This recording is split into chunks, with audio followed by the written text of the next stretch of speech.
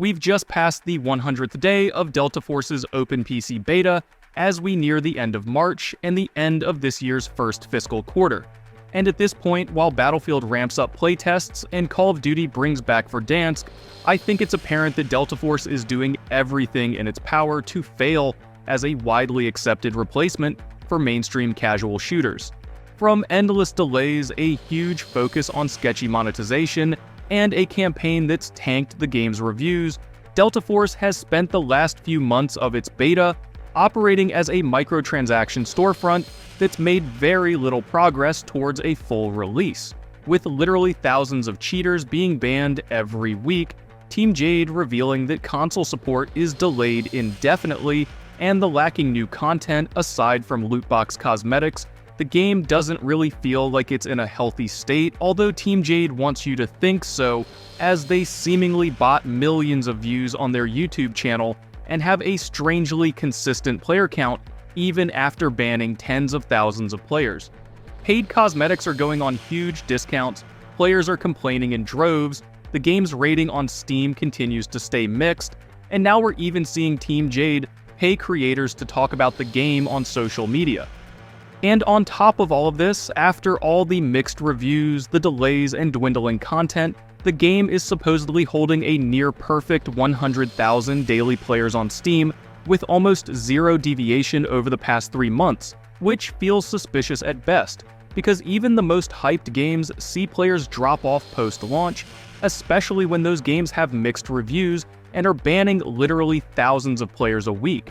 Team Jade is banning upwards of 2,000 players a week, or around 2% of their daily player base, yet the player count always seems to rebound perfectly, just like some of their YouTube videos that outperform Marvel rivals, while their channel only has 120,000 subscribers. In fact, some of their videos are getting upwards of 40 times more views than they have subscribers, yet feature a like ratio that shows that only 1 in 1,000 viewers engage with the video.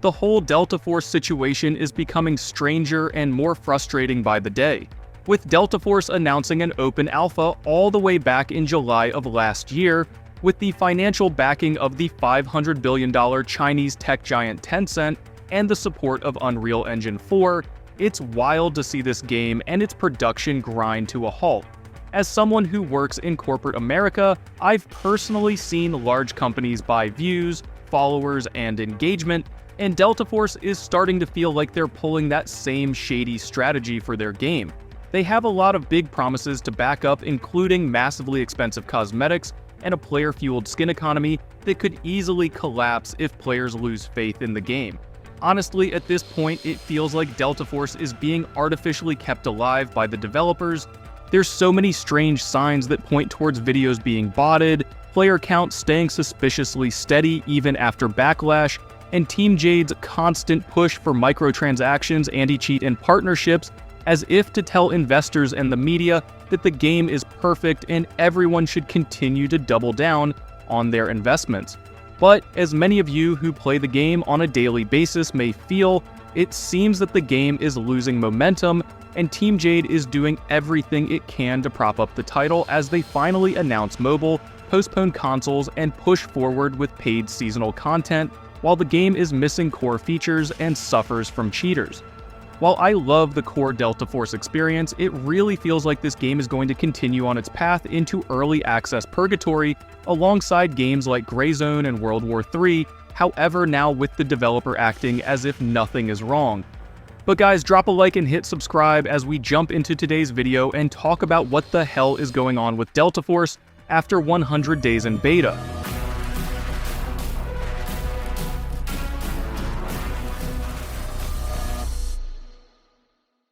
Now, before we really get into it, I want to preface this by saying that I still really enjoy Delta Force. The weapon customization, extraction mode, and gunplay are all really solid core elements, and Team Jade has shown glimpses that they can indeed handle a live service. They have the progression systems, events, challenges, and avenues to reward and engage players, while also in theory having the financial backing and audience to warrant large content drops in the future, like the Black Hawk Down campaign. The core of the game is there, at least for a free-to-play title, But that's why the current state is so frustrating. This game has great potential with massive financial backing and is being built on a widely supported game engine with Unreal 4. There's a ton of real potential here, but after 100 days, it feels like the game is slipping into its own version of the dead internet theory, where essentially all the engagement you see posted online is just bots or artificially inflated in order to feed the algorithm and thus investors. So with that being said, let's first take a look at cheaters, bans, and player counts. Over just the past 100 days since Delta Force entered its beta, Team Jade on Twitter has officially posted a record of over 20,000 10-year bans, 12,000 hardware bans, and 6,000 DMA bans, as well as over 100,000 players being forced offline by the game's anti-cheat. So the team has banned nearly 50% of the game's daily average player base and forced offline more players than play the game at peak hours. However, the game's player count has held perfectly level since launch, with a few outliers like that around the launch of Black Hawk Down and the end of January when the game suddenly lost 30% of its player base that night. So I don't know about you guys, but I think there's at least one of two things happening. Number one, the anti-cheat simply doesn't work, or is a lost cause as players are easily creating new accounts, or Team Jade is straight up lying about the bans. This game should have lost around 40,000 players from these bans alone since the game's launch back in December. However, aside from that significant drop back on January 30th, the game hasn't fallen further than about 90,000 peak players per day since launch over 100 days ago. And remember, this game launched day one with just under 120,000 peak players. About 1,000 players less than the game's YouTube channel has subscribers, interestingly enough.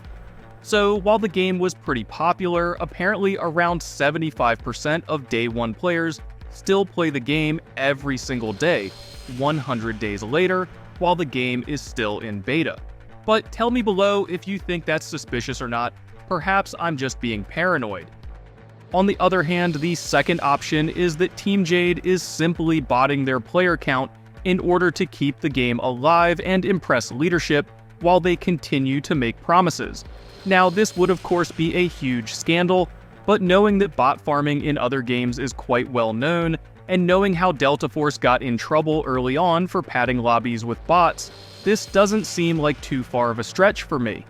Add in the high stakes of this being a Tencent property, with significant investments in its development and marketing, especially to players in the West, and I think Team Jade has the ability and incentives to perhaps commit such an act. Now, while that conspiracy is certainly more based on inferences than anything else, this next topic has a lot more data to reference, and that would be the fact that Delta Force's YouTube channel, a page with under 120,000 subscribers, is pulling in 3, 4, or even 5 million views per video, numbers that dwarf even Marvel Rivals' best videos, while that game has 5 times more subscribers and more than 2 times the amount of daily players. Marvel Rivals, a gaming zeitgeist with a peak player count roughly 6 times higher than Delta Force and search trends that outpace even Call of Duty, is somehow falling behind, or at best neck and neck, with Delta Force's YouTube viewership.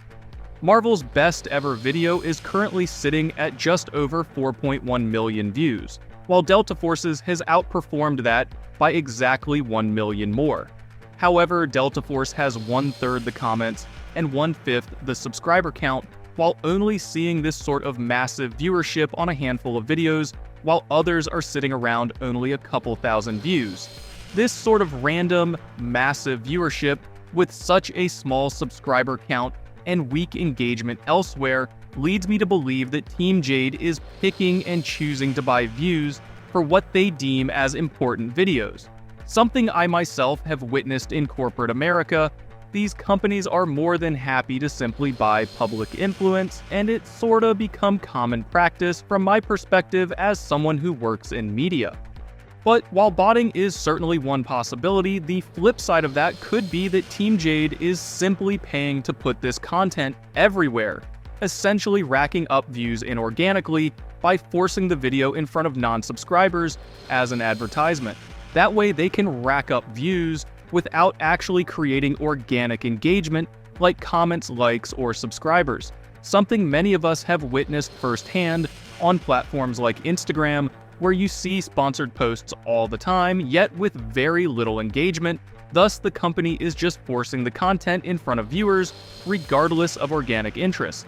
Now, of course, there can be other reasons we're seeing these strange trends, like perhaps millions of people are checking in on the game occasionally and not subscribing, or maybe all the cheaters are only on the Chinese servers, and that's why we're not seeing any effect to the Steam charts in the West. But while I do appreciate their community outreach, their tone over the past couple months has seemingly been getting more and more desperate. After delaying console support, somehow turning Season 2 into Season 3, and gloating about banning a massive percentage of their player base, they're now offering cash rewards for creators to make videos about the game.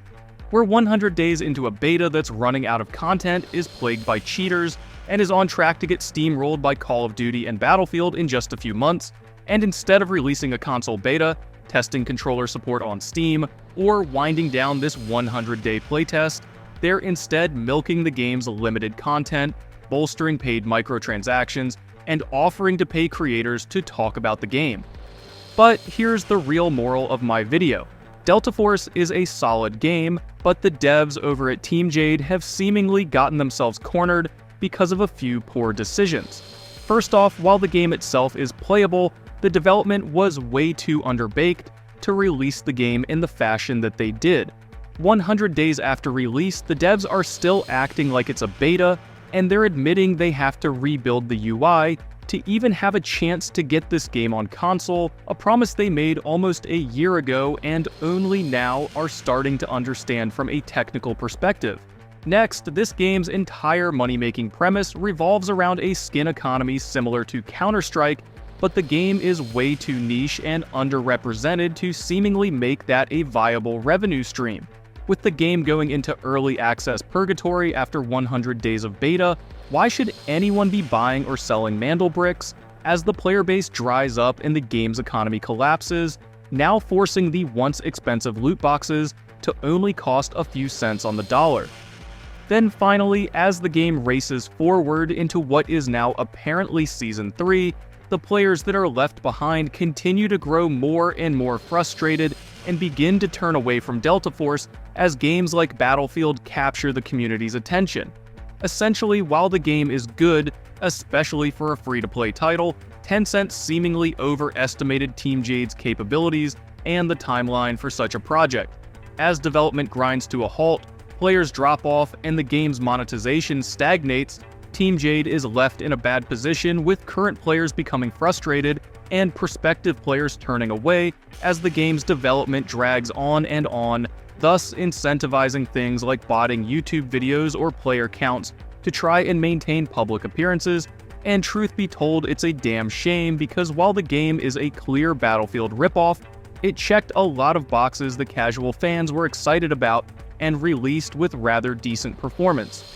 Whether it was the game's free-to-play large-scale combat, more hardcore extraction mode, or immersive campaign, the game had a ton to offer, especially for the casual fan. But at this rate, it feels like the devs flew too close to the sun, overestimating their timelines and thus burning a massive prospective player base, which could have been multiplied many times over if the game had been released in a truly finished state, with a clear content cycle and more universal support. But here we are, 100 days of beta, console still nowhere in sight, a crashing skin economy, and player faith at an all-time low as new exciting things appear on the horizon by more trustworthy developers, which I know is setting the bar low. But guys, drop those comments below and let me know if you think Delta Force can bring it back, and if you agree those statistics seem a little fishy. Like always, stay tuned and subscribe for all things Delta Force and Battlefield, and as always, thank you guys for watching.